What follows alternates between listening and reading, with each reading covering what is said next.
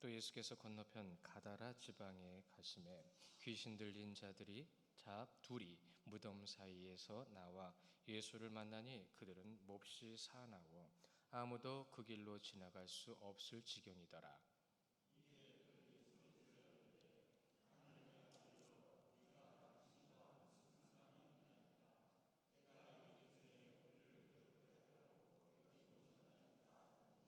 마침 멀리서 많은 돼지떼가 먹고 있는지라.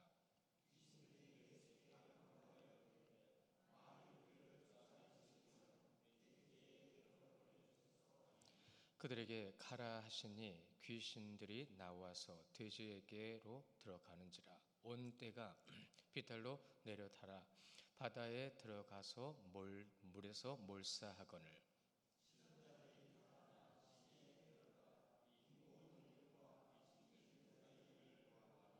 함께 봅니다. 온 시내가 예수를 만나려고 나아가서 보고 그 지방에서 떠나가기를 간구하니라. 아멘.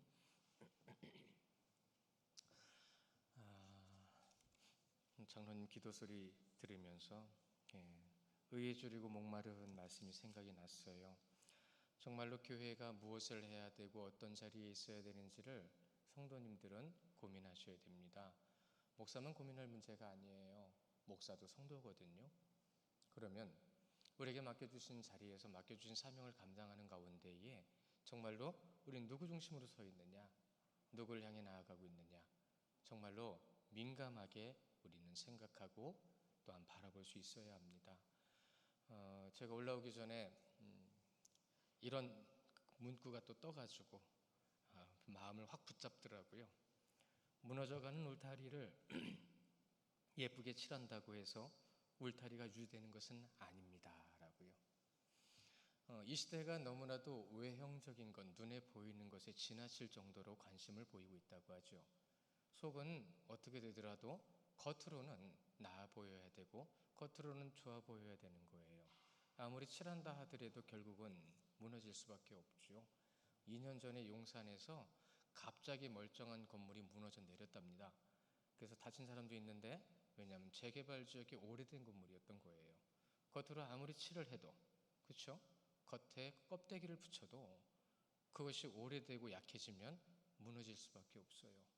자, 이 시대의 신앙의 모습은 어떨까요? 우리는 겉으로 보여지는 것에 얼마나 관심을 갖고 겉으로 보이는 것에 얼마나 많은 노력을 보이고 있을까요? 아니요. 겉에 보이는 것은 잠시 지나가고 사라질 뿐이고 썩어져 없어질 것들입니다. 그러나 여러분 중심 안에, 여러분의 삶 안에 누가 계신지는 여러분들이 알고 계신 것처럼 그 주님의 뜻을 따라가야 되겠죠. 오늘 말씀의 중심도 그렇습니다. 스승의 날을 맞이했죠.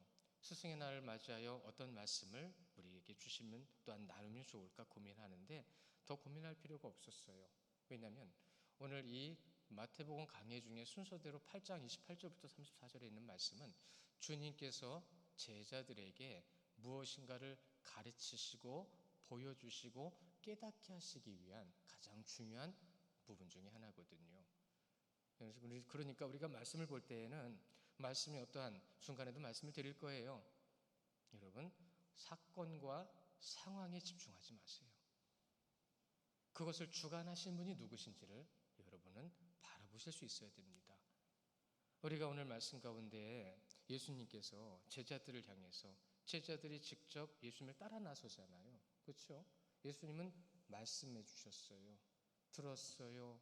알게 하시고 깨닫게 하셨어요.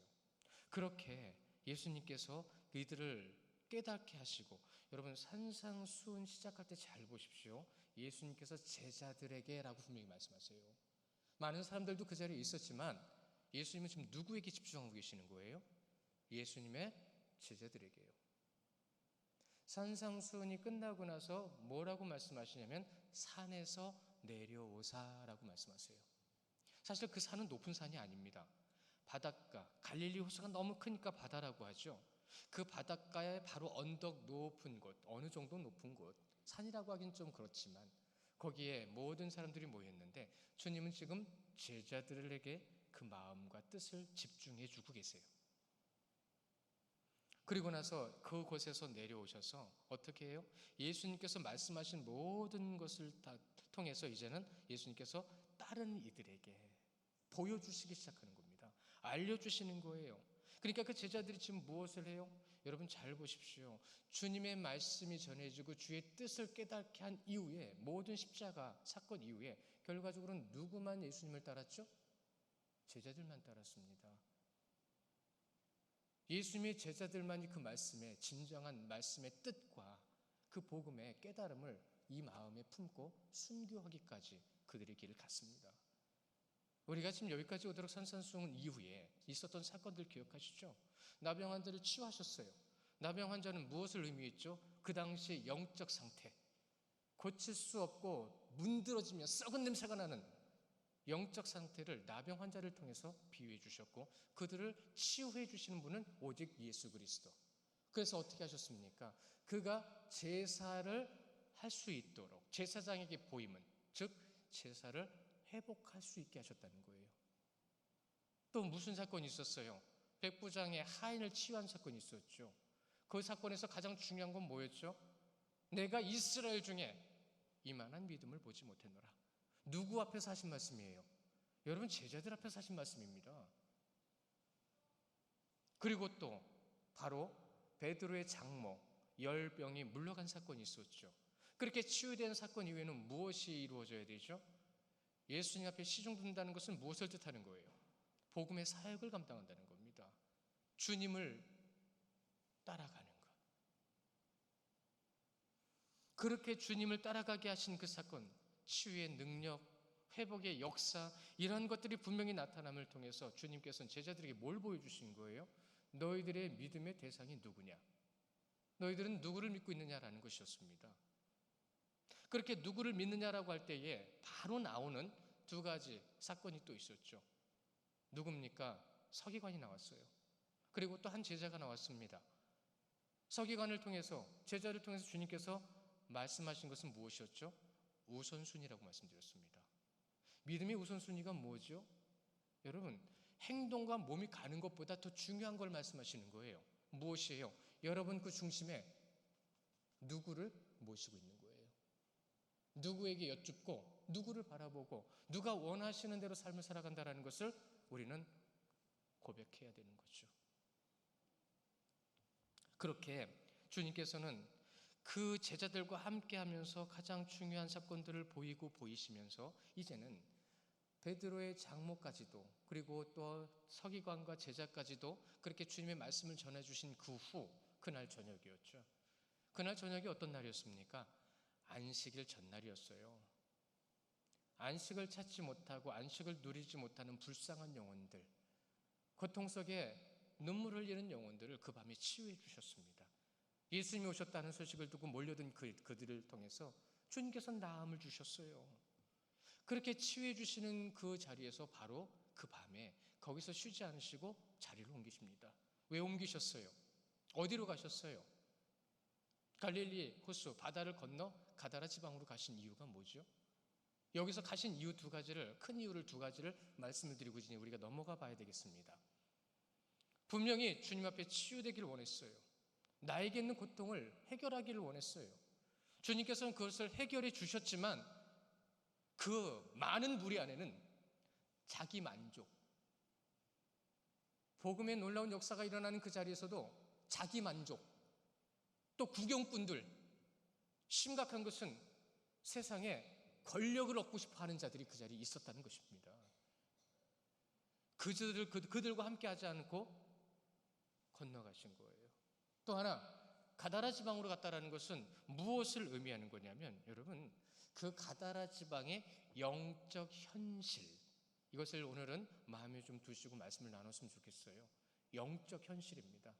제자들에게 그것을 보여주시기 위해서 건너가신 거예요. 건너가는 과정에서도 무슨 일이 있었죠? 풍랑이 일어가지고, 여러분, 갈릴리 호수가요, 그 넓은 바다가 해수면보다 낮습니다. 그렇기 때문에 그 골짜기처럼 생긴 그곳에는 해수면보다 낮아서 공기의 움직임이 달라서 가끔 심한 바람이 불기 시작했었대요. 소용돌이 치는 거죠. 그것으로 인해 풍랑이 일었습니다. 그러한 풍랑이 일어나는 것을 통해서 무슨 일이 있었는지 여러분 잘 아시죠? 말씀 가운데 또 확인하게 될 것입니다. 가르침 중에서 여러분 가장 좋은 가르침이 뭘까요? 좋은 가르침의 방법이 뭘까요? 있는 그대로를 보여주는 거라고 합니다. 있는 그대로를 보여주려면 어떻게 할까요? 각자 고민해 보세요. 아실 거예요. 내가 예수님을 왜 믿는지를 알게 해주는 것. 그것을 무엇으로요? 내 삶으로 전해준다는 거죠. 내가 예수님을 어떻게 믿어요? 왜 믿고 있어요? 여러분, 지식도요, 재능도요, 내가 가지고 있는 어떤 능력도 소용없습니다. 정말로 중요한 것은요, 진실된 믿음의 삶을 보여주는 게 중요한 겁니다. 진실된 믿음의 삶으로 인하여 나타나는 열매들과 모습들을 우리 성도님들은 지금도 경험하고 계세요. 그러한 경험함의 모습 속에서 무엇을요? 여러분, 믿음을요. 믿으면 뭐예요? 하나님의 말씀, 그 말씀을 믿어 그 믿는 믿음의 순종의 삶을 살아드리는 게 믿음입니다. 믿는다고요? 말로는 할 수 있어요. 알고 있다고요? 목소리는 높일 수 있어요. 그러나 삶은요, 증명해내야 되는 거예요. 말 많이 하는 사람하고요, 행동으로 보이는 사람하고 결국은 나중에 누가 살아남죠? 극단적으로 말씀을 드리면 살아남는 사람이 있습니다. 삶으로 사는 사람만요. 아직 제자들은요, 주님을 믿는다고 말은 해도 믿음이 없어요. 그렇죠? 오죽하면 백부장을 통해서 뭐라고 말씀하셨어요? 내가 이스라엘에 이만한 믿음을 보지 못하였노라. 그 이스라엘에 지금 누가 있어요? 제자들도 있잖아요. 근데 더 분명하게 배를 타고 갑니다. 제자들과 예수님만 배를 타고 갑니다. 그 풍랑이 일을 때 예수님께서 제자들에게 뭐라고 책망하셨어요? 믿음이 없는 자들아. 믿음이 없는 자들아. 거기서 제자들이 예수님을 향한 호칭이 달라졌었죠. 배를 타기 전에, 풍랑이 일기 전에는 선생님, 주여 그러다가 풍랑이 일어서 풍랑이 이런 것을 잠잠하게 하니까 제자들이 예수님을 보고 뭐라고 얘기했어요? 이 사람은 누구냐? 믿음이 없어도 그렇게 없는 거예요. 성도의 믿음은 자라나야 됩니다. 계속 성장해야 된다는 거예요. 그 성장하는 믿음을 여러분 어떻게 지금 알아가고 계세요? 믿음이 성장한다는 것 아는 걸로는 안 됩니다. 아는 것을 순종해야 믿음이 성장해야 하게 돼 있어요. 그런데 정말 예수님께서 기뻐하시는 믿음의 모습으로 우리는 지금 주님 앞에 서 있을까요? 그렇게 살아가고 있느냐는 말입니다. 여기에서 신학적으로 정말 중요한 의미가 우리에게 주어지는 거예요. 바로 예수님의 성육신, 예수님이 인간의 몸을 입고 오신 이유가 바로 여기 있다는 겁니다. 아무리 말을 많이 하고 아무리 많은 것을 알고 있어도 여러분 직접 보지 않으면 믿지 않는 성향이 있어요. 보기를 원하죠. 확인하기를 원하죠. 도마처럼. 깨닫기를 원하죠. 그런데 내 마음과 내 생각대로 깨달으려고 하니까 깨달아지지를 않는 거예요. 보고 듣고 알고 깨닫는 것. 여러분 제자들은 그렇게 증인의 자리에 세움받게 됩니다. 스스로 쓴 게 아니었어요. 결과적으로 주님의 역사와 성령의 충만함을 통해서 그들은 깨닫게 된 거예요. 거듭남의 자리로 나아가게 됐다는 거죠. 예수님과 제자들은요, 가다라 지방으로 건너갔어요. 건너가자마자 제일 먼저 만난 사람이 누구죠? 귀신 들린 두 사람. 그렇죠? 귀신 들린 두 사람을 만났는데 어떤 분들은 질문을 좀 하시니까 여기서 잠깐만 좀 설명을 하고 넘어가야 될 것 같아요.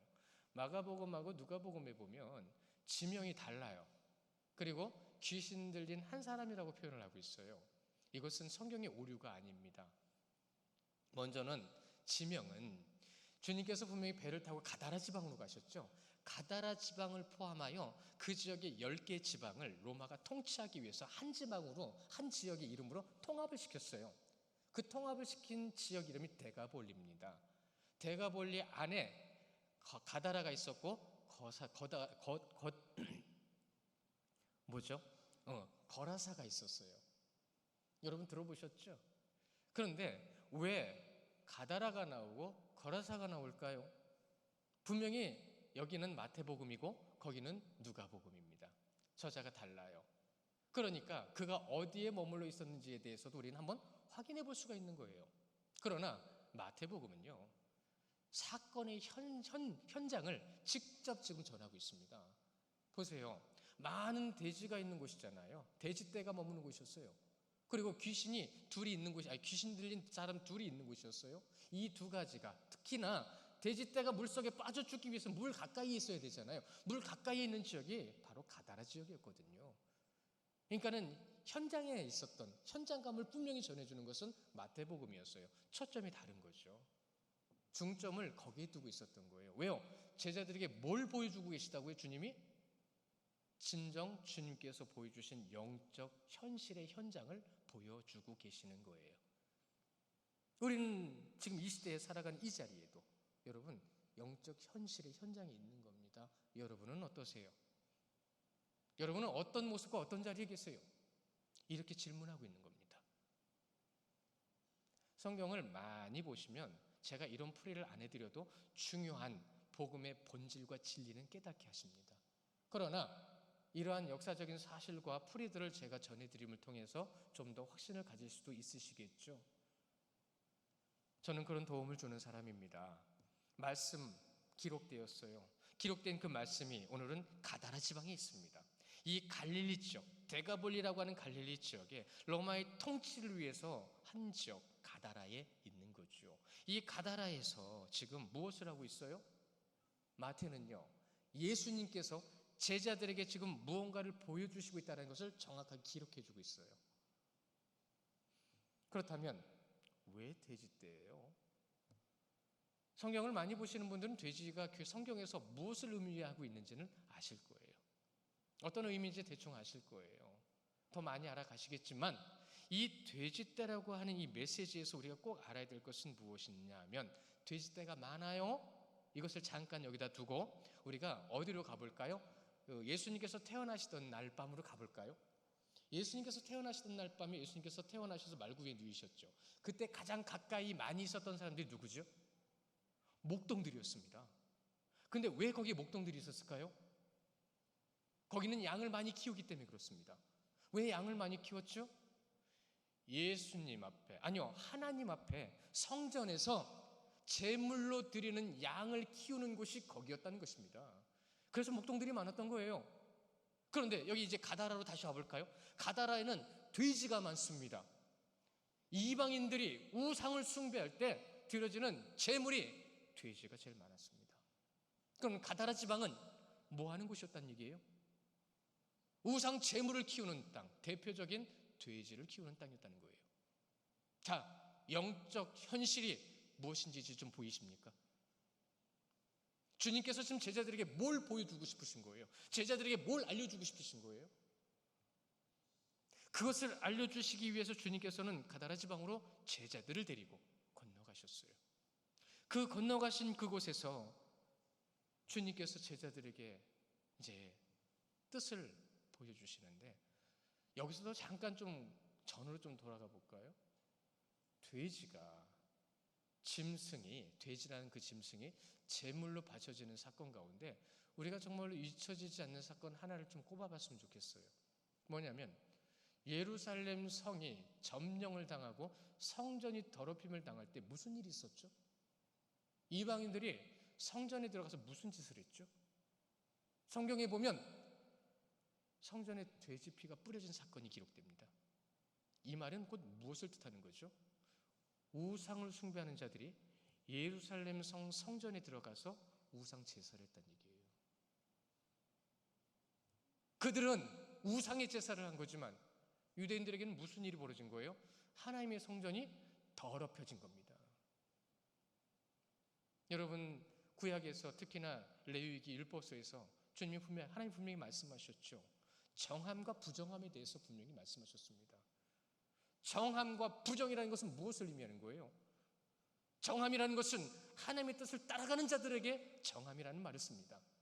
그러나 하나님의 뜻을 따르지 않고 하나님의 말씀에 반하는 행동을 하는 자들은 부정한 자들입니다. 그래서 이스라엘 백성들은 하나님의 성전에서 하나님께서 정하신 대로 정결케 한 양을 잡아서 하나님 앞에 제사를 드렸던 거고요. 우상을 숭배하는 자들은요, 하나님이 부정하다고 하는 것들만 갖다 놓고 부정한 자들의 증명을 스스로 나타냈던 거예요. 잊지 마십시오. 그래서 지금도요, 영적 이방인들은 교회를 지금도 핍박하고 있는 거예요. 왜요? 그들의 대적은 누구니까? 하나님이시니까요. 세상이 너희를 미워하는 것은 너희들이 미워서가 아니라 누구를 미워서라고 말씀하셨어요? 나를 미워하기 때문이라고 하셨어요, 예수님께서. 그러니까 여러분들이 세상과 대적자의 모습처럼 우리가 뭔가 불이익을 당할 때나 괴로움과 어려움을 당할 때는 무엇 때문이라고요? 우리가 예수 그리스도를 믿기 때문이라고요. 하나님을 대적하는 자들은 구약부터 지금까지, 앞으로 주님께서 재림하시는 그날까지 교회를 계속 공격할 겁니다. 우리가 아이들에게, 믿음의 후배들에게 무엇을 가르쳐 줘야 되는지를 주님께서는 가다라 지방에 가서 가르쳐 주고 계시는 거예요. 그래서 지금도 우리가 이 시대를 살아가는 것 가운데 영적인 현실을 어떻게 받아들여야 되는지, 어떻게 우리가 알고 있어야 되는지, 그리고 또 우리는 어떻게 반응해야 되는지를 우리는 분명히 주님 앞에 기도하며 나가야 합니다. 우리가 분명히 알 수 있는 것들, 이스라엘과 이방인의 중심이 다르다는 것, 정결함, 정함과 부정하다라는 것, 우리가 그것을 분명히 알고 깨달은, 여러분, 믿음은 뭐라고 말씀드렸어요? 오늘 이 말씀 가운데 믿음의 정의를 이렇게 말씀드렸습니다. 하나님의 말씀, 그 말씀에 순종하는 것을 삶으로 증명해내는 것, 이것이 믿음입니다. 왜요? 그 믿음은 결국은 누구를 나타내는 거니까요, 오직 여러분이 믿는, 우리가 따라가고 있는 하나님 예수 그리스도의 십자가의 길을 따라가는 우리의 삶이기 때문이에요. 여러분의 삶입니다. 그러니 갈릴리 지역, 이 갈릴리 지역이 얼마나 영적으로 타락한 지역인지, 죄악으로 물든 지역인지를 우리는 알 수 있어요. 대표적으로 건너가자마자 누구를 만났어요? 귀신 들린 자, 그렇죠? 그리고 눈앞에 펼쳐진 그 가운데 가장 많이 존재하는 게 뭐였어요? 돼지들이었어요. 예수님은 제자들을 데리고 지금 그곳에 서 계십니다. 여러분, 눈에 보이는 것에만 마음을 뺏기는 제자들이었습니다. 아직은 주님께서 어떠한 것을 깨닫게 하려고 지금 보여주시는지 잘 몰라요. 무엇을 보고 알 수 있죠? 바다를 건너올 때에도 그곳에서도 이런 겁니다. 현상과 사건의 마음을 빼앗기는 거예요. 마음을 빼앗기지 말아야죠. 믿음이 없는 자들아 말씀하신 이유가 뭡니까? 지금 너희들은 누구와 함께 하느냐라고 말씀하신 거예요. 그러나 사건과 현상, 눈에 보이는 것만 반응하고 있는 모습들, 과연 우리는 지금 무엇에 반응하고 있을까요? 다시 말씀드리면, 정말로 주님이 누구십니까? 라고 하는 물어보는 삶, 정말로 주님이 누구신지를 안다고 한다면 우리에게는 기대와 소망이 있어야 되는 거잖아요. 기대와 소망. 제가 가끔 가다가 그런 부분들을 많이 보는데, 아유, 죽으면 죽으리다, 죽으면 천국 가는데 뭘, 그런데 진짜 아프잖아요. 아버지 나 살려주세요. 무슨 사건이 벌어져가지고 아유, 주님이 하실 거다라고 항상 기도하는데 사건 딱 터지고 나면은 이거 어떻게 하면 좋자고 발벌 떠는 모습. 주님이 함께 하시는 줄 믿으시기 바랍니다. 주님께 구하는 자들에게 응답받으신 줄 믿으시기 바랍니다. 여러분에게 주신 특권입니다. 믿음 있는 자. 특히 성경에서 예수님을 보자마자 알아본 자가 누구예요? 잘 생각하고 대답하세요. 예수님을 보자마자 예수님이 누군지 알아본 사람이 누구예요? 여러분, 사단입니다. 귀신 들린 자입니다. 예수님이 메시아인 것, 하나님이신 걸 누구보다도 잘 알아야 되고 알아봤어야 되는 이들이 누구죠? 하나님을 믿는 자들이어야 되잖아요. 그 긴 구약의 역사, 많은 선지자들을 보내셔서 그들에게 말씀을 주셨고 예언의 말씀을 통해서 메시아가 분명히 예수 그리스도가 진짜 오실 거다라는 것을 얼마나 많은 시간과 많은 사람들을 통해서 전해주셨어요. 그러면 그를 믿는, 그 말씀을 주신 하나님을 바라볼 때에 그 하나님을 알아볼 수 있는 자가 누구여야 되냐는 거죠. 가다라 지방에 도착했을 때에 예수님을 알아본 자가 누구예요? 두 귀신. 그러니까 여러분, 여기까지 예수님께서 태어나셔서 자라나심에 사랑과 지혜가 더하시더라라는 모습 가운데 지나와 이제는 산상수훈에서 말씀을 주시고 치유와 회복의 역사를 보여주시고 여기까지 오도록 정말로 주님을 주님으로 고백한 자가 몇 명이나 있었어요? 백부장이요? 귀신 들린 자요? 보세요. 대표적으로 그 귀신 들린 자들이 있잖아요. 그들은 몹시 사나워 아무도 그 길로 지나갈 수 없을 지경이었더라. 성경은 기록하고 있습니다. 그들이 귀신 들렸기 때문에 어떤 자들이었다고요? 하나님을 믿지 않는 대표적인, 사단에게 쓰임받는 대표적인 자의 모습이 무엇인지를 제대로 보여주는 자들이었죠. 귀신 들린 자들. 그런 그들이 예수님께로 나와서 소리쳤습니다. 29절에 이에 그들이 소리질러 이르되 하나님의 아들이요, 하나님의 아들이요. 예수님의 거룩하신 이름이 있죠. 거룩한 이름, 호칭, 성호, 하나님의 아들이요. 누가요? 사단이요. 20절에 뭐라고 되어 있습니까? 앞에서 우리 말씀 보셨잖아요. 인자가 온 것은 이라고 말씀하셨죠. 머리 둘 곳 없고 누울 자리 없는 그 말씀은 무슨 뜻이라고 그랬죠? 하나님, 예수님은 이곳에 머리 둘려고 오신 게 아니에요. 이곳에서 편히 쉬려고 오신 게 아니에요. 하나님이 계시는 곳은 어디예요? 영원한 곳이잖아요. 그 의미인데 주님이 가신 길은 고난과 어려움의 길이라는 건데에만 초점을 두고 그동안 말씀들을 많이 전하시더라고요. 하나님이 이곳에 머리 들려고 오시지 않았습니다. 내 집이 없어서 네가 내 집을 지으려고 하느냐? 예수님께서, 하나님께서 누구에게 하신 말씀이에요? 다윗에게 하신 말씀입니다. 그러나 그건 상징적으로 내가 너희와 함께한다라는 것을 보여주시기 위한, 임재의 현장을 보여주시기 위한 하나의 방편이었죠. 정말로 사단이 예수님을 보고 두려워한 이유가 뭡니까? 그가 두려워한 이유는 사단의 권세를 물리치실 수 있는 유일한 분이 누구라는 것을 알고 있었고 예수님이 그분이라는 것을 알고 있었기 때문에 두려웠습니다. 그 누구도 그 길로 지나갈 수 없었음에도 불구하고 그들은 주님 앞에 나와 머리를 조아리고 말합니다. 어찌하여 여기 오셨습니까? 하나님의 아들이요. 자, 그럼 우리 성경에서요, 우리 마태복음에서만 대표적으로 예수님을 어떻게 표현하고 있는지 하고 네 군데에서만 좀 찾아볼게요. 먼저 마태복음 14장 33절에 뭐라고 되어 있죠? 함께 봅니다. 시작. 배에 있는 사람들이 예수께 절하며 이르되 진실로 하나님의 아들이로소이다 하더라. 아멘. 또한 우리가 16장으로 가볼까요? 마태복음 16장 16절에 베드로의 고백입니다. 시작. 시몬 베드로가 대답하여 이르되 주는 그리스도시요 살아계신 하나님의 아들이시니이다. 이제 좀 뭐가 보여요. 이제 뭔가 좀 깨달은 것 같아요.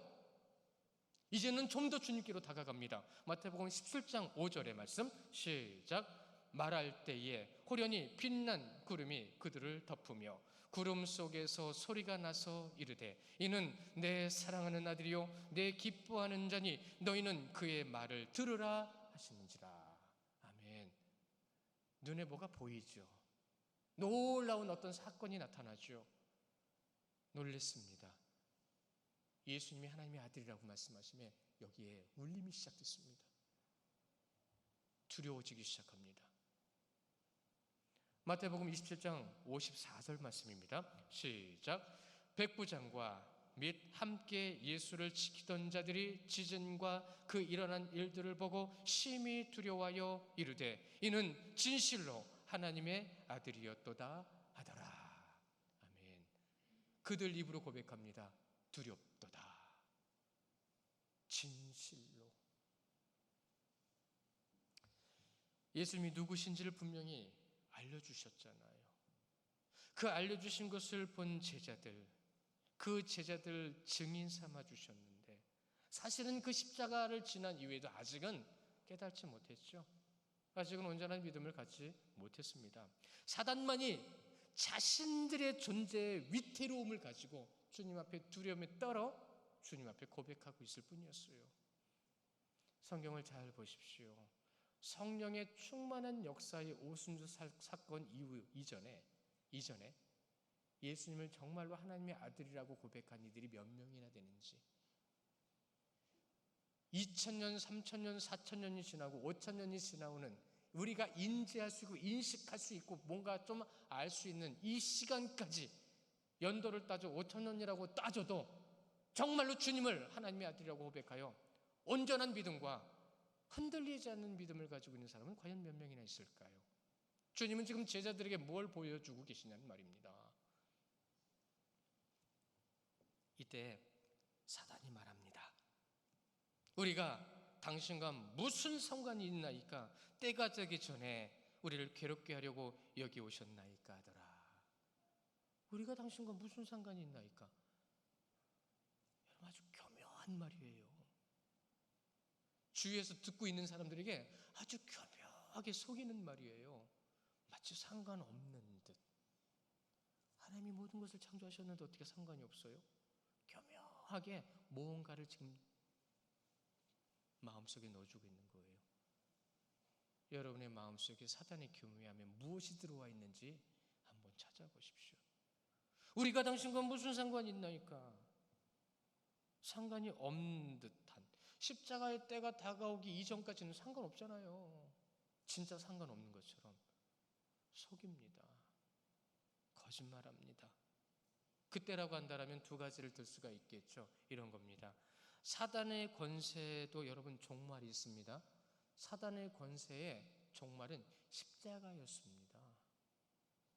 우리가 연약하고 죄를 버리지 못해서 지금도 씨름하고 있을 뿐이지 예수 그리스도의 이름과 그 십자가로 승리하시는 성도님들 되시기를 축원합니다. 또 그때가 오면 여러분 아직 오지 않았다라는 거예요. 사단이 얘기하는 건 그거예요. 아직 오지 않았는데 왜 지금 이러십니까? 아직도 십자가 이전에 어둠의 세력들이 지배하고 있는 때인데 라는 표현을 묘하게 말하고 있는 거예요. 예수님께서 오심으로 이미 하나님의 나라가 임하신 줄 믿으시기 바랍니다. 예수님께서 오시기 전까지는 아담과 하와가 죄를 짓고 에덴 동산에서 쫓겨난 상황과 여기까지 진행된 거예요. 십자가 이전까지. 이제는 주님께서 친히 오셨기 때문에 오셔서 뭘 보여주신 거예요? 모든 것의 주권자, 모든 것의 주인이 누구시라고요? 가르쳐주고 계세요. 알려주고 계시단 말입니다. 그런데 가장 곁에서 그 말씀의 성취가 이루어지는 것을 보고 그것을 깨달아가야 될 자들이 누구라고요? 제자들이었다는 거죠. 30절을 보십시오. 마침 멀리 많은 돼지떼가 먹고 있는지라. 이제 뭐 배경적인 설명은 말씀을 드렸으니까 그렇게 돼지가 많은 것을 모두가 보고 있습니다. 기가 막히죠? 그 귀신 들린 자들이요 제자들과 함께 예수님을 포함하여 어디를 바라보게 하는 거죠? 돼지떼를 바라보게 하는 겁니다. 잘 묵상해 보시면 말씀 한 절 한 절이 기가 막힙니다. 뭘 보게 하시는 거죠? 뭘 보게 하려고 노력하는 거죠? 31절 뭐라고 하시죠? 우리 31절 같이 읽어보겠습니다. 시작. 귀신들이 예수께 간구하여 이르되 만일 우리를 쫓아내시려면 돼지떼에 들여보내 주소서 하니라. 아멘. 기가 막힌 말이 있어요. 여기에 마치 사단이요 예수님께 말씀을 드려서 예수님이 자기들의 말을 듣는 것처럼 교묘한 의미도 있어요. 그러나 주님은 그들의 말을 들으시는 게 아니라 그 귀신과 그 돼지의 모든 것의 주권자가 누구시라는 것을 보여주신 거예요. 말씀 한 절이지만 그 한 절 안에 구원과 심판이 있습니다. 잘 보세요. 오늘 이 31절에 귀신 들린 자들이라고 되어 있습니까? 귀신들이라고 되어 있습니까? 분명히 귀신 들린 자들과 대화한다라고 시작이 됐잖아요. 근데 지금 여기서는 주님이 누구랑 대화하고 계신 거예요? 귀신들과 대화하고 있습니다. 잘 보시면 보입니다. 마귀라는 말이 다이몬이라는 말에서 왔습니다. 원문의 다이몬이에요. 다이몬의 어원, 그러니까 마귀의 어원이 다이몬인데 그 다이몬을 우리말로는 귀신이라고 번역을 했죠.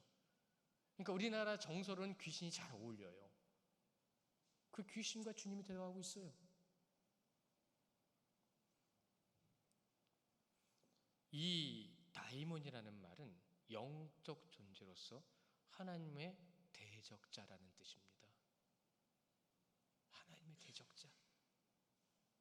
우리 말씀 두 군데에서 그 의미를 좀 더 깊이 보기를 원하는데요.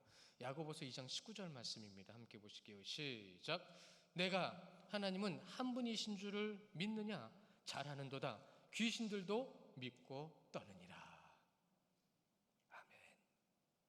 한 절 더 보실까요? 요한계시록 16장 14절 말씀이에요. 시작. 그들은 귀신의 영이라 이적을 행하여 온 천하 왕들에게 가서 하나님 곧 전능하신 이의 큰 날에 있을 전쟁을 위하여 그들을 모으더라. 아멘. 지금도 사단에게 꼬임받고 미혹되는 이들 많지요. 이단들의 괴수들도 많고 정말로 주님 앞에 무엇을 하는 것이 옳은지도 모르고 자기 마음대로 행동하는 일들도 많고요. 여러분 잊지 마십시오. 주님은요, 세상의 악함 속에 사람들을 선동하여 데리고 나아가서 농성한 적이 없으세요. 주님의 제자들도요, 세상의 악함과 더러움 속에 사람들을 모아놓고 교회 보고 나가서 싸우라고 한 적이 없어요. 성경은 분명히 말씀하십니다. 기도하라고. 다락방에 들어가서 기도하라고. 역사는 사람에 의해서 나타나는 것이 아니라 하나님의 인도하심 가운데에 역사가 나타나는 줄 믿으시기 바랍니다. 기도하지도 않으면서 나가서 목소리 크게 높인다고 해서 세상이 변하지 않습니다. 오직 주의 놀라우신 뜻. 그래서요, 기독교의 역사 가운데 3.1 운동을 굉장히 높이 삽니다. 3.1 운동은 비폭력주의였어요. 그 누구도 총을 들고 나가서 싸우려고 하지 않았어요. 오직 태극기, 오직 주님께서 주신 마음을 통하여 이 땅에 진정한 평화와 예배가 있게 하기 위해서 나가서 싸워 순교한 자들의 순결한 피를 통해서 세워진 것입니다. 묵상해 보십시오. 에베소서 6장 12절 말씀 너무 잘 아실 거예요. 싸움은 이렇게 하면 안 된다는 걸 말씀해 주세요. 우리 함께 보실까요? 에베소서 6장 12절 말씀 시작. 우리의 씨름은 혈과 육을 상대하는 것이 아니요 통치자들과 권세들과 그 어두운 세상의 주권자들과 하늘에 있는 악의 영들을 상대함이라. 아멘. 주님이 재림하시는 날까지 사단은요, 미혹을 시키고 넘어뜨리는 자들을 모을 겁니다. 여기서 하늘의 권세라는 하늘에 있는 악한 영이라는 말은요, 하나님을 얘기하는 게 아니라 이 공중 권세, 우리가 살아가는 이 공중에 떠다니는 악한 영들을 얘기하는 겁니다. 그러한 영들이 우리를 얼마나 혈과 육의 싸움으로 이끌어가게 하는지를 보라고 말씀하시는 거예요. 그러면 우리는 그 혈과 육의 싸움에 휘말려야 될까요? 아니죠. 여러분, 성경은요, 분명히 사단이 영적 전쟁을 하게 할 때 혈과 육을 통해 드러나게 한다라고 알려주고 계세요. 다시 말씀드릴까요? 사단의 공격은요, 혈기와 육신의 싸움으로 드러내게 하신다. 말과 감정과 마음의 흔들림과 넘어짐을 통하여 싸우게 만든다라는 것입니다. 그것을 드러내준다는 거예요. 무슨 싸움은요? 사단의 영적 전쟁은요. 우리는 사단의 영적 전쟁이 있습니까? 하나님께서 우리에게 맡겨주신 영적 전쟁이 있습니까? 그러면 꼭 우리가 잊지 말아야 될 것 중에 겸손의 반대는 우월의식이라는 말을 잊지 마십시오. 우월의식을 가지고 있는 자들은 대부분 교만으로 빠져요. 나 이 정도 되거든? 하나님께서 이 정도 되는 사람은 아무도 없어요. 오직 예수님께서 택하신 자들, 오직 택함받아 부름받은 자들의 증거는 무엇으로요? 겸손과 온유와 절제와 최고인 사랑입니다. 사랑. 그게 하나님께서 택하여 부름받은 자들의 증거예요. 그러나 그렇지 않은 자들은 뭐라고요? 그렇지 않은 자들은 분냄과 다툼과 시기와 질투와 이간질과 이것이 부름받지 못한 자들의 증거다라고 말을 합니다. 여러분 알고 계시잖아요. 우리는 다 알고 있습니다. 그럼에도 불구하고 우리는 이 부름받지 못한 세상에 구원받지 못한 많은 자들 앞에 우리의 마음을 너무나도 오랜 기간 빼앗겨 왔고, 그들의 삶의 모습이 우리 가운데 너무나도 많이 침투해 있어서 우리들도 그들과 함께 분쟁하기를 너무 쉽게 하고 우리의 마음속에조차도 이 분쟁함이 떠나지 못하는 삶을 살아가고 있다는 겁니다. 주님을 믿는 자들에게는 기대와 소망이 있다고 했잖아요. 주님을 믿는 자들에게는 모든 지각에 뛰어난 하나님의 평강이 있다고 말씀하셨잖아요. 모든 지각에 뛰어난 하나님의 평강이 있는 자들에게는 예수님께서 예수 그리스도의 이름으로 우리의 마음과 생각을 지키신다고 말씀하셨잖아요. 그런데 왜 우리의 마음은 주님이 지키시는 마음이 아니라 그 분쟁의 소용돌이 속에서 헤매이고 있을까요?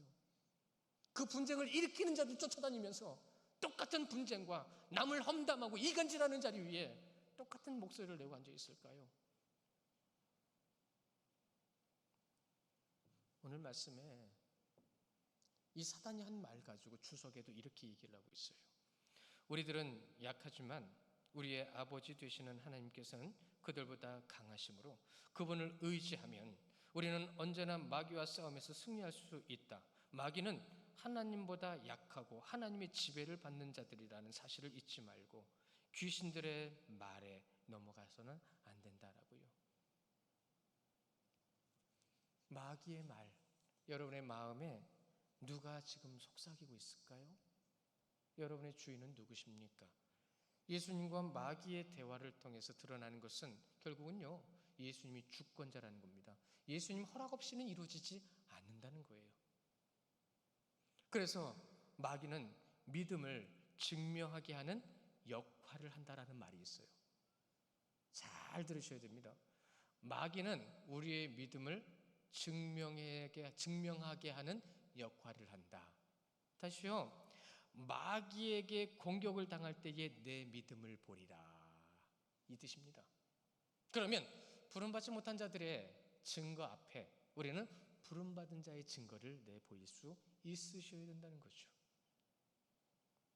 귀신의 말처럼 항상 사단은요, 오해하게 만들어요. 항상 왜곡하게 만들어요. 항상 분쟁하게 만들어요. 그게 어디서부터요? 내 안에서부터요. 그것을 아는 순간, 그것을 분별하는 자의 모습은 무엇으로 나타나야 되는 거죠?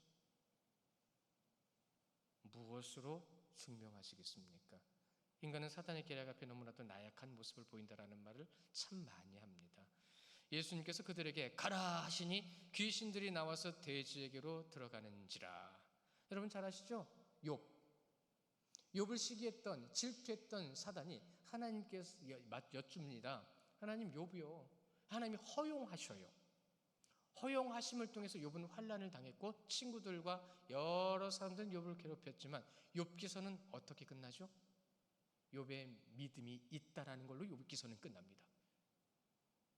그 환난을 이겨낸 욥에게 더 놀라운 하나님의 역사와 복이 임하는 것을 증명해내면서 욥기서는 끝납니다. 오늘 이 자리에 가다라 지방에 와 있는 제자들은 예수님께서 보여주신 사건을 통해서 그들의 마음이 지금 무엇이 있어야 되고 어떻게 해야 된다는 걸 알아야 되는 거 아닌가요? 아직은. 그러나 아직은 예수님께서 그들에게 말씀하신 대로 귀신들은요 돼지들에게 들어가서 어떻게 되죠? 사단의 공격, 환난은요, 여러분, 나의 믿음을 확인하는 기회라는 거 잊지 마시고요. 그리고 사단의 공격은 결국은 종말론적이라는 거예요. 왜죠? 사단의 공격은 종말론적입니다. 왜요? 구원받지 못하게 하려고요. 사단의 공격받고 넘어지면 구원 못 받는 겁니다. 그러나 사단의 공격에도 주님을 찾고 믿음의 자리 위에서 주의 뜻을 따라 승리하는 자들에게는 구원을 증명해내는 거예요. 나는 부름받은 자다. 나는 주님을 믿는 자다. 예수님께서 허락하시니 온 때가 비탈로 내리달아 바다에 들어가 물에서 몰사하거늘. 귀신들은요, 왜 하필이면 돼지떼였을까요? 잘 기억하십시오. 귀신들이 돼지떼로 들어간 것은 예수님은 이방인의 대적이다라는 것을 거기서 보이기 위함입니다. 잘 보세요. 오늘 마지막 말씀절에 온 가다라 지방에 있는 모든 사람들이 주님께로 나와 그 이룬 일을 보고 예수님께 뭐라고 말씀하시죠? 여기서 좀 떠나십시오. 뭔 얘기예요? 우리는 당신과 대적입니다 라는 뜻이에요. 기가 막힌 거죠. 거기서 깨닫는 자는 아무도 없어요. 대가볼리 지역에 있는 영혼들 중에서 깨달은 자는 아직은 아무도 없어요. 10개 지방을 통폐합시켜서 대가볼리라는 지역을 만들었는데 그 10지방에 모여있는 사람들 중에 주님을 믿는 자들이 없어요. 사랑하는 성도 여러분, 지금 예수님께서는 모든 사역이 제자들을 향하고 있습니다. 그러나 그 제자들에게 향한 그 말씀은 우리에게 향하고 있다는 걸 잊지 마십시오. 우리에게 보이시고 알리시는 주의 말씀을 우리는 지금 나눠서 보고 있습니다. 그렇다면 예수님께서 무엇 때문에 이 모든 것을 제자들에게 보여주고 계실까요? 예수님과 제자들의 관계, 예수님과 성도님들의 관계로 이어지는 겁니다. 또한 오늘은 또 스승의 주일로 우리가 기도하며 함께 할 텐데 선생님과 아이들의 관계도 그와 같다라는 것을 우리는 오늘 말씀 가운데서 확인하게 됩니다. 예수님께서는 하나님의 말씀을 전해주셨고 그 말씀에 순종하는 삶을 살게 하십니다. 우리가 가지고 있는 무엇이 중요한 게 아니에요. 성도가 할 수 있는 무엇이 중요한 게 아닙니다. 우리를 통해서 하나님께서 무엇을 하고 어떤 삶을 살라고 하신 그 뜻을 우리는 알아야 합니다. 그 삶을 살아드리는 것이 바로 성도의 삶이라는 거예요. 그럼 우리는 믿음의 선배답게 믿음의 후배들과 아이들에게 이 삶을 삶으로 증명해내는 것을 보여주셔야 돼요. 오늘 하루 결단하고 결심하고 또 아이들을 같이 가르치기 위해서 애쓰는 우리 선생님들에게 또한 우리가 함께 마음을 전하고 감사의 표현을 하고 사랑을 전하는 귀한 날의 모습 속에서 또한 주님께서 제자들을 향한 마음이 우리 모두 성도님들 가운데 나타나며 빛이 되신 빛으로 오신 주님께서 우리에게 그 빛을 비추신 것처럼 여러분들도 한 주간의 모든 삶 가운데 빛을 발하시는 삶이 되시기를 주님의 이름으로 축원합니다. 우리 시간 함께 기도할까요?